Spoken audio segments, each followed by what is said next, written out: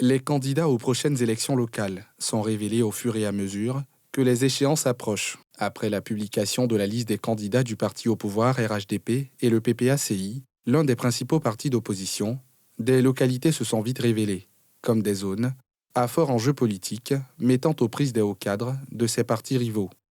Dans le Moronou, chasse gardée du président du FPI, Pascal Afin-Guessan, lui-même candidat à sa propre succession au régional, se signale l'un de ses anciens camarades et alliés, Awadon Melo, choisi par Laurent Gbagbo pour défendre les couleurs du PPACI.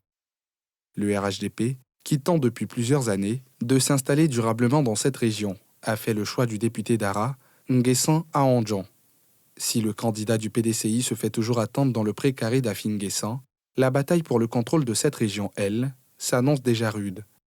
Direction Yopougon, dans le district d'Abidjan, où la candidature du président de l'Assemblée nationale, Adama Bictogo, réveille déjà des passions.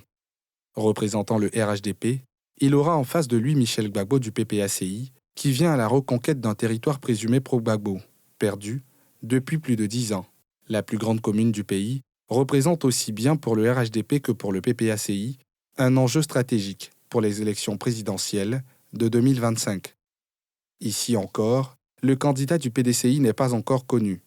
Mais le vieux parti ne compte pas faire de la figuration dans cette commune, qui regorge le plus grand nombre d'électeurs du district d'Abidjan. À Port-Boué, Emou Sylvestre, maire sortant et candidat du PDCI, va croiser le fer avec Justin Koné-Katinan, candidat du PPACI. Ce dernier revenu d'exil est à la recherche d'une base électorale pour asseoir sa légitimité politique et celle de son parti, portée sur les fonds baptismaux il y a seulement 2 ans.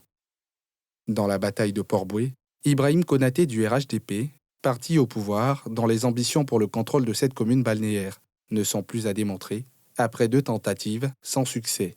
Au-delà de ces 3 localités, plusieurs autres sont à fort enjeu politico-stratégique, selon des observateurs de la scène politique ivoirienne.